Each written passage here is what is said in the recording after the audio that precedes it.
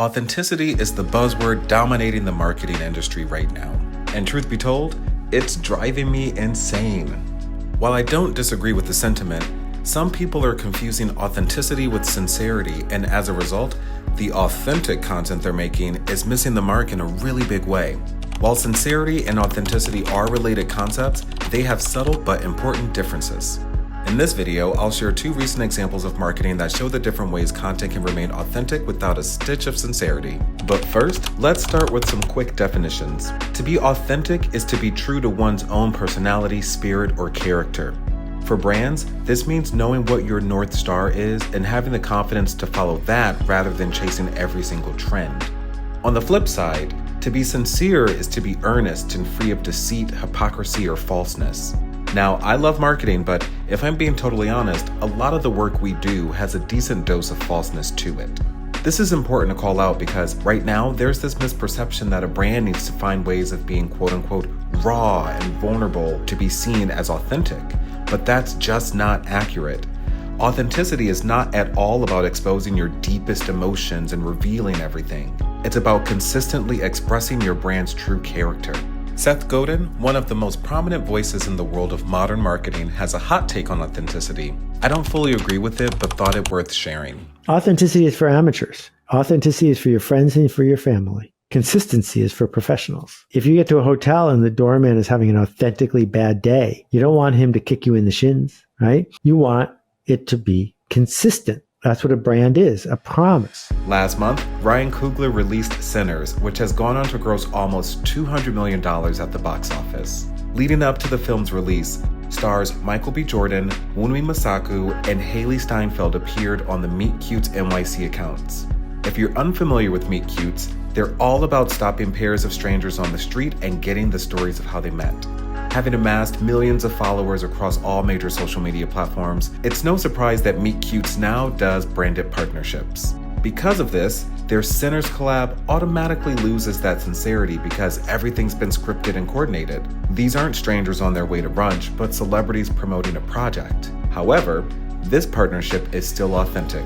Here's why. First, the partnership naturally aligns with Meet Cute's core theme of exploring relationships, and Sinners is a film centered on complex relationships, so this is a natural fit rather than a forced collaboration. Secondly, the posts maintained the same casual, lo-fi, street-style format that the Meet Cute's audience already expects. They preserved the feel of their organic content despite the pre-arranged nature of the celebrity encounters. Finally, the questions asked of the celebrity talent are consistent with Meet Cute's standard approach. They focus on personal connections and stories rather than overtly pushing the film's marketing points. And on that note, I would have liked the actors to use their real names rather than their characters at the end. And what are your names? Smoke. Annie. Thank you so much. But people still loved seeing the cast work with this account, and I'm right there with them. As this collab proves, authenticity in marketing isn't always about exploiting our unfiltered reality. In 2022, Pooja Tripathi launched a comedy series called Brooklyn Coffee Shop, and it's about a couple disgruntled baristas and the many types of customers they encounter. Namaste. What's up, brother? I just came from a yoga class, so healing. But you would know that, my Indian queen. What can I get you? Brooklyn Coffee Shop is a prime example of how scripted, highly produced content can still be totally authentic. The series delivers a consistent portrayal of what coffee shop culture can be like. This really comes to life through the characters who embody the archetypes you can truly find in any actual coffee shop. This includes everyone from the pretentious barista to the oblivious customer who has little to no self-awareness. And sometimes these characters are truly on the nose, while other times they are quite exaggerated. But what about your glare of disgust? My glare of Disgust.